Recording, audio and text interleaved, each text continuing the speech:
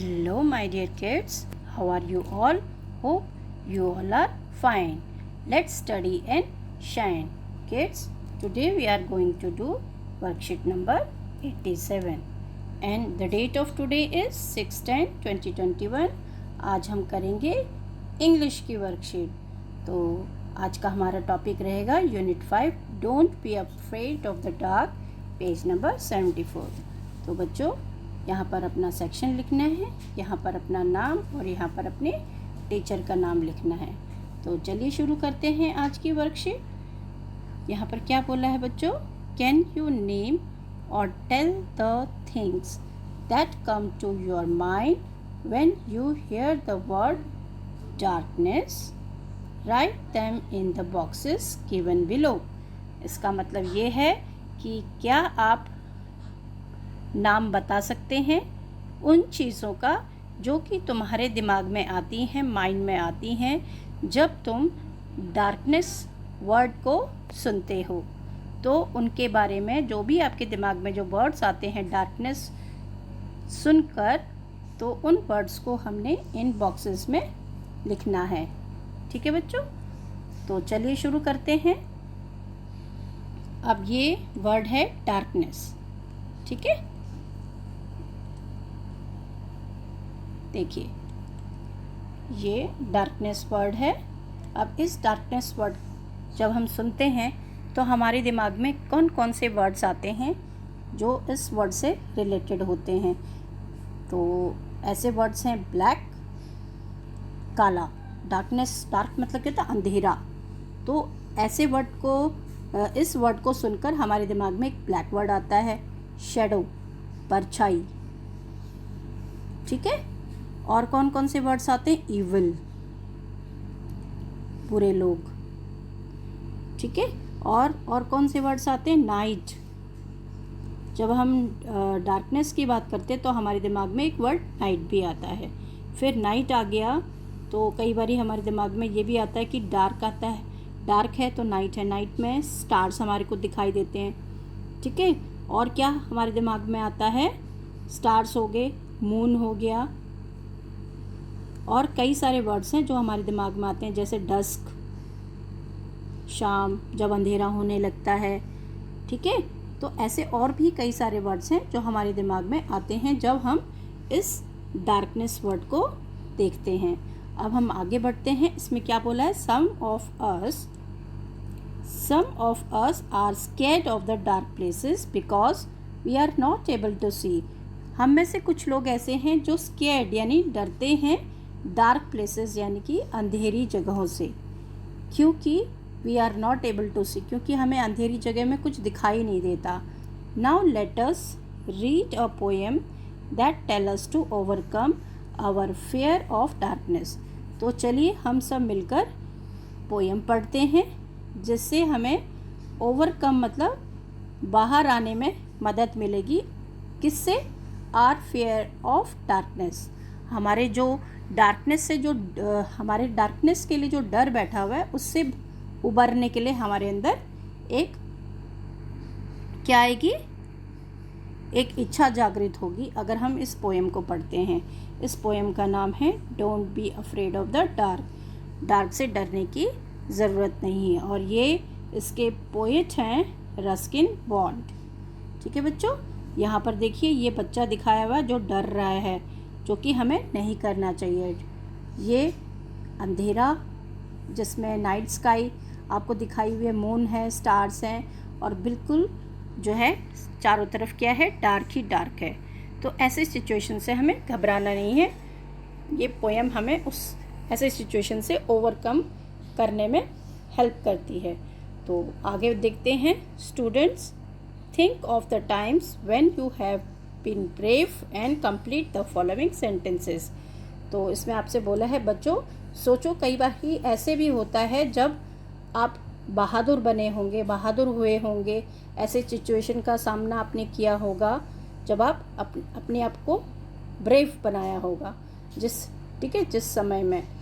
तो and complete the following. अब उस सिचुएशन को याद करके आपने ये नीचे 2 सेंटेंसेस दिए हुए हैं, इसको कंप्लीट करना है. तो चलिए हम इसे कंप्लीट करते हैं। सबसे पहले हमें क्या बोला है? I am brave. I am brave because, मैं ब्रेव हूँ। क्यों? Because I trust, because I trust my self and God, क्योंकि मैं खुद पे विश्वास करती हूँ और ईश्वर पे विश्वास करती हूँ, इसीलिए मैं ब्रेव हूँ। ठीक है, अब दूसरा भी यही इसी टाइप का सेंटेंस है। I am brave because I do not give up, मैं हार नहीं मानती। ठीक है, कब हार नहीं मानती? In difficult, DIFFICULT, difficult situations, SITUATIONS, situations. ठीक है, क्योंकि मैं हार नहीं मानती, घुटने नहीं टेकती इन डिफ़िकल्ट सिचुएशन, यानी कि मुश्किल परिस्थितियों में भी हार नहीं मानती। तो ये 2 सेंटेंस हमने इस तरीके से कंप्लीट कर दिए। या आप ऐसे भी लिख सकते हैं, I am brave because I can stand in front of dark, मैं खड़ी हो सकती हूँ डार्क यानी कि अंधेरे के सामने। आई कैन कन्फ्रंट डार्कनेस या डार्क, कुछ भी लिख सकते हैं। ठीक है, तो इस तरीके से हमारा ये क्वेश्चन कंप्लीट हो गया। अब हम आते हैं टॉक टाइम पे। Talk time. Dear children, look at the picture given on the right hand side carefully. What do you think the man and the girl in the picture are talking about? Imagine and create their dialogues. Say them out aloud and write them in your notebook. You may take the help of your elders too. तो इसमें आपको dialogues बनाने हैं। आप इस situation को देखिए, किस किस की पिक्चर आपको दिखाई दे रही है। यहाँ पर हमें एक पिक्चर दिखाई दे रही है, आप देखेंगे इसमें एक पीकॉक है, एक मैन है और एक छोटी सी बच्ची है। ठीक है, तो इसके लिए हम एक जो है डायलॉग क्रिएट करते हैं। आप अपने तरीके से और भी डायलॉग बना सकते हैं, मैं आपकी इसमें हेल्प करती हूँ। इसको हम मान लेते हैं फादर। ठीक है, इस लड़की का नाम हम मीना रख देते हैं और ये है पीकॉक। आपको पता है बच्चों पीकॉक कौन होता है? पीकॉक हमारा नेशनल बर्ड है। ठीक है, तो इसमें फादर बोल रहा है, फादर क्या बोल रहा है? मीना, दिस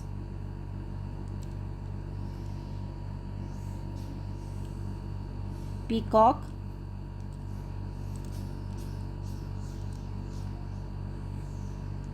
PEACOC के peacock is attacking, ATTACKING, attacking me with